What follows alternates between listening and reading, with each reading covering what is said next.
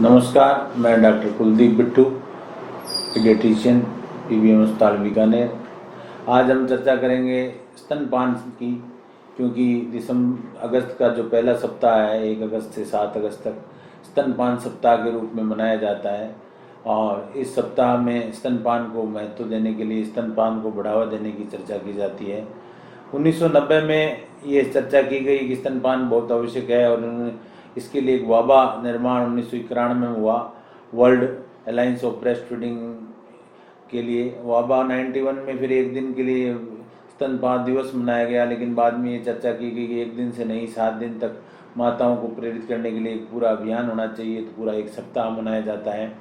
तो उसके अंदर ब्रेस्ट फीडिंग को प्रोटेक्ट करना और सपोर्ट करना इस साल की हमारी एक फिटनेस थीम भी रही थी। ये शेयर्ड रेस्पॉन्सिबिलिटी है, breast feeding is shared responsibility, सभी की है।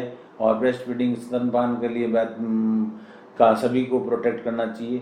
माताओं को बहुत फ़ायदा होता है इसका। बच्चों में नवजात शिशु है, उसके अंदर जो जन्मता है उसके जस्ट तुरंत बाद ही माँ का दूध पिला देना चाहिए। माँ के तुरंत बाद जो दूध पिलाते हैं उसको कोलेस्ट्रॉम बोलते हैं। कोलेस्ट्रॉम जो 3-4 दिन तक का मिल्क होता है उसको कोलेस्ट्रॉम बोलते हैं। और ट्रांजिएंट मिल्क होता है जो 10 हफ्ता 2 सप्ताह के बीच का, जो 4 दिन से लेकर के 13-14 दिन तक का जो दूध होता है उसको ट्रांजिएंट मिल्क बोलते हैं। और 2 सप्ताह के बाद उसको मैच्योर मिल्क बनता है, जो इस तरह के ये दूध का कंपोजिशन रहता है। कोलेस्ट्रॉम जो होता है वो मिलन अपने एंटीबॉडीज, प्रोटीन्स में और इम्यूनोग्लोबुलिन्स में रिच होता है, और माँ को दूध के अंदर जो कोलेस्ट्रॉम मिलना बच्चे के लिए अनिवार्य होता है, और बच्चे की जीवन पर्यंत फायदा काफ़ी होता है बच्चों के दूध से।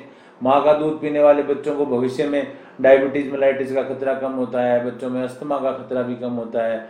और माँ का दूध पीने वाले बच्चे जो हैं वो पूर्ण रूप से स्वस्थ बच्चे होते हैं, उनका वजन भी संयमित रहता है, नियमित रहता है।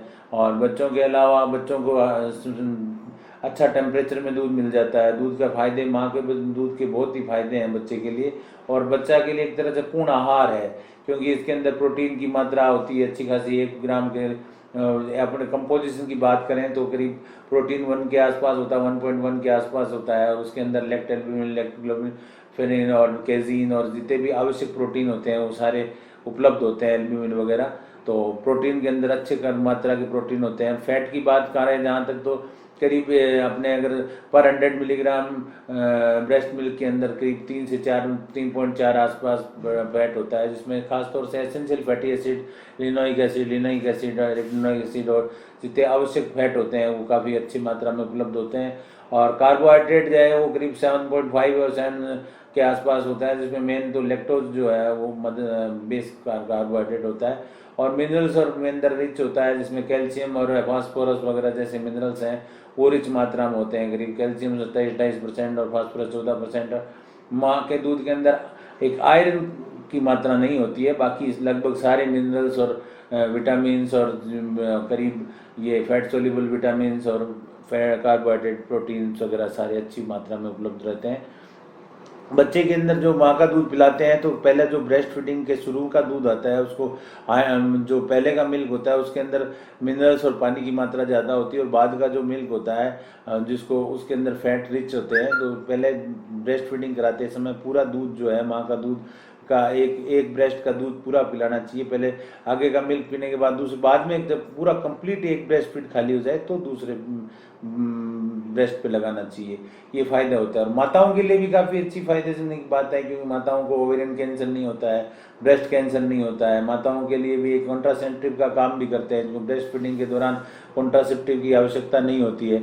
तो इसलिए माँ के लिए भी बॉडी फैट रिक्वायरमेंट ज़्यादा होती है। जैसे बच्चे को तुरंत बाद माँ का दूध पिलाते हैं तो ऑक्सीटोसिन रिलीज होता है, और ब्रेस्ट यूट्रस का भी जो है वो संकुचन होता है, और उसके अंदर ब्लीडिंग वगैरह जो टेंडेंसी है वो ख़त्म हो जाती है, और बच्चे माँ का भी जो फिगर्स हैं वो अच्छे रहते हैं। इसलिए माँ के लिए भी लाभदायक है, बच्चे के लिए भी लाभदायक है। सोशल बॉन्डिंग बढ़ती है, माता और पिता बच्चे के बीच में अगर दूध पिलाते हैं तो माता तो प्रेम बढ़ता है, प्रेम भाव बढ़ता है, दोनों के बीच में सोशल बॉन्डिंग इसलिए फ़ायदेमंद होता है। मदर बॉन्डिंग अच्छी हो जाती है, इसलिए उसके अलावा कॉस्ट इफेक्टिव भी है। मदर का मिल्क जो है, ब्रेस्ट मिल्क जो है वो लो कॉस्ट इफेक्ट पे आता है, इसलिए सबसे ज़्यादा फायदेमंद है, क्योंकि जितने भी डब्बे के दूध मिलेंगे या दूसरा दूध लेंगे वो महंगे होंगे और उसका समान ताप में रहेगा।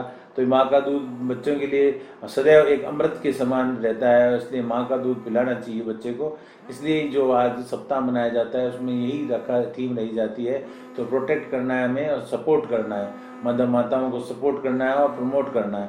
और चूँकि अब इसलिए ये अभियान चलाया जाता है, इसलिए कैंपेन चलाया जाता है, और हम लोग पीडियाट्रिशियन के अलावा गायनोकोलॉजिस्ट है और जितने भी डॉक्टर्स हैं जो माताओं और बच्चों के बीच में एक सेतु का काम करते हैं, और ये सब मिल करके ये एक हमें अभियान चलाना चाहिए कि माँ का दूध सर्वोत्तम आहार है और बच्चे को माँ का दूध पिलाना चाहिए। करीब 6 माह तक एक तरह से कंप्लीट मदर मिल्क और ब्रेस्ट मिल्क होनी चाहिए, उसके बाद में वीनिंग स्टार्ट करते हैं। तो ये माताओं के जो बच्चों का स्तनपान जो है वो अति आवश्यक है, और स्तनपान का इसी क्रम में ये सप्ताह मनाया जाता है।